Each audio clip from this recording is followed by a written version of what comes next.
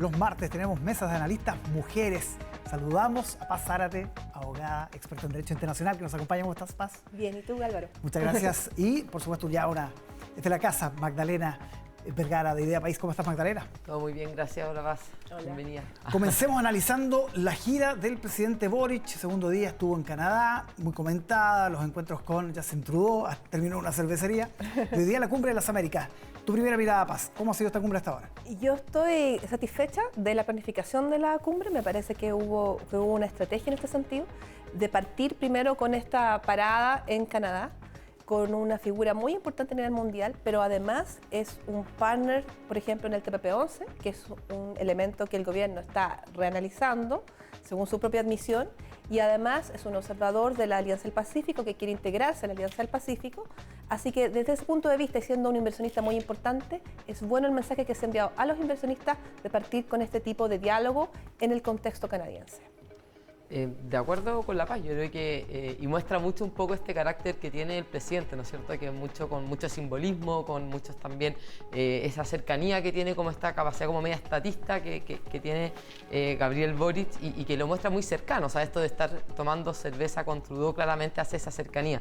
Pero ahí también es donde entra también como a una mirada un poco más profunda, a decir, bueno, va a tener que tener una capacidad también de hacerse cargo de todo lo que está mostrando hacia afuera, de toda esta cercanía, todos estos simbolismos, de cómo hace eso también para dentro del país, en el fondo, de cómo se hace cargo de las problemáticas que también están planteándose en la misma cumbre, como es los temas de inmigración. Él ha planteado también el tema de la tenencia de armas, la propia inversión en un contexto que está siendo muy difícil para Chile hacerse cargo de todas esas materias. Entonces, esa misma como claridad que él tiene a la hora de plantearse dentro de la gira, uno la espera también al interior del país. Sí, no soy el próximo Maduro, le dijo a los inversionistas canadienses. Le dijo eso, pero además le dijo algo importante que quizás, como decía Magdalena, no lo hemos escuchado tanto o tan claramente a nivel interno, porque dijo, el estado de bienestar nos interesa mucho y no se puede tener sin el sector privado. Y el mensaje de hoy también ha sido en esa misma línea de la importancia del sector privado de los inversionistas. Entonces, eso es muy bueno, considerando que, por ejemplo, en su segundo mes hubo este anuncio de esta consulta amplia en relación a la política comercial que tuvo muy mala recepción en general y descoordinación con el Ministerio de Economía. Entonces, en ese sentido, creo que hay una corrección del rumbo. Sí, una consulta que no tiene fecha, nos dijo el otro día la canciller Urrejola acá, en todo caso. Está difícil la consulta, pero no, efectivamente, yo creo que ahí hay, de nuevo, estás como que hay mensajes de pronto medios equívocos cuando en distintas circunstancias, esto que hoy día está planteándose, esta colaboración público-privada, pero no es lo mismo que se plantea ni desde su programa de gobierno, ni lo que uno ve tampoco en la discusión constituyente. Y es lo mismo también que también plantea como el ministro Grau en el fondo, de que los cambios no son lo mismo que la incertidumbre, pero esa tranquilidad que están mostrando hacia afuera, hacia adentro no lo están mostrando. Y eso es también esa incertidumbre, porque tenemos que hacernos cargo de que efectivamente aquí se viene un proceso constituyente importante que está generando incertidumbre, estamos en un contexto también de crisis económica que es relevante y que la realidad es que no estamos siendo capaces ni siquiera de retener los inversionistas chilenos.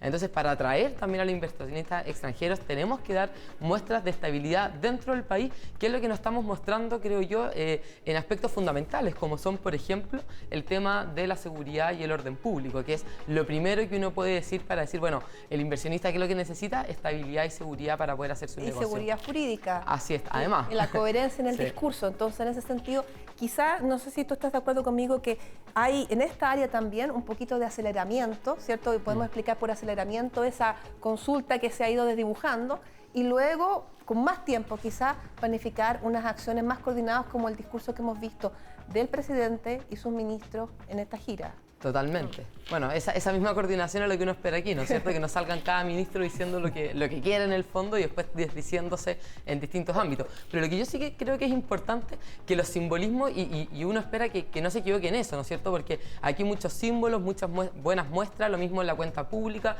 un listado importante de distintas promesas, el tazón con el perro, después tomando una cerveza con Trudeau. Pero esos simbolismos no van a solucionar los problemas.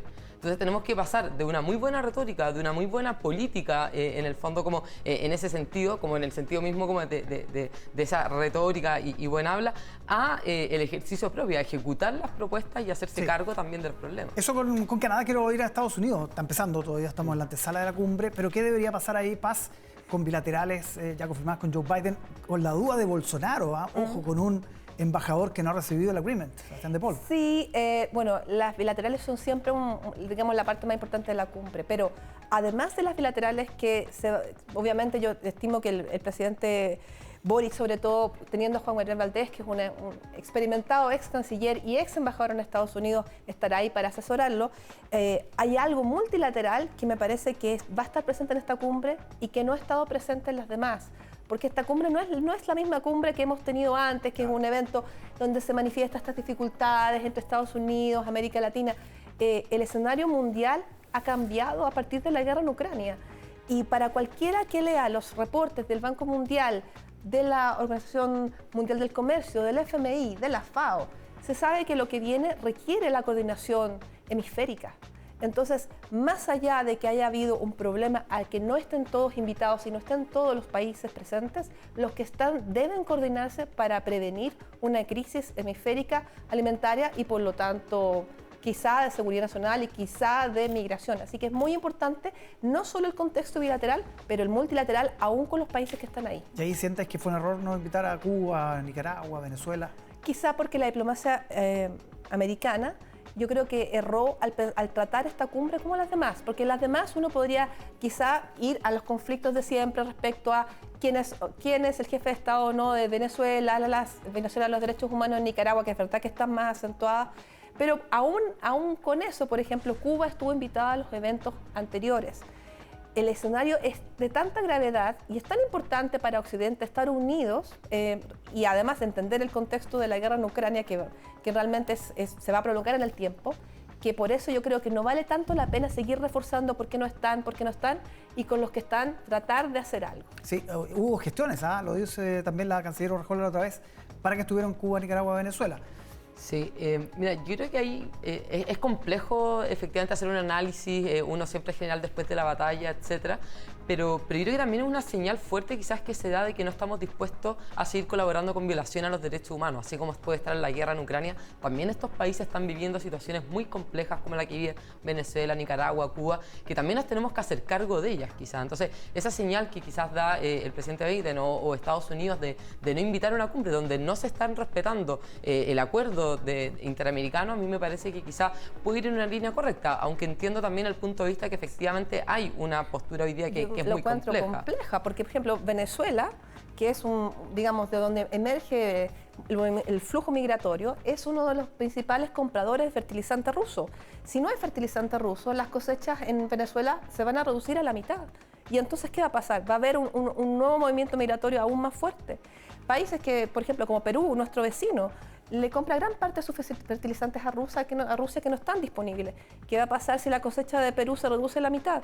Entonces, si bien hay, por supuesto, en una cumbre, en un ambiente normal, razones para considerar no invitar a tales cuales países, yo creo que aquí sí hubo un error, pero no es el momento de quedarse pegado en el error, es el momento de que en todos los foros, la CELAC, la OEA, se realice una coordinación para prevenir lo que podría ser una crisis alimentaria que no hemos vivido en Sudamérica. Sudamérica no ha vivido una crisis de este tipo y a raíz de eso quizá un flujo migratorio el próximo año. Sí, justo en el día que el Banco Mundial advierte un problema y un riesgo de estanflación, que es el peor de los mundos. Efectivamente. Bueno, eso tiene mucho que ver con lo que estamos conversando de la guerra en Ucrania, por supuesto, pero también la crisis que hemos vivido interna desde el año 2019 y con la pandemia y con todo lo ocurrido, con los retiros, y estos son consecuencias de las políticas que se han tomado y que nos tenemos que hacer cargo de ello. Y el problema, y lo que siempre se dice, que esto a quienes más afecta, por supuesto que son los más pobres siempre.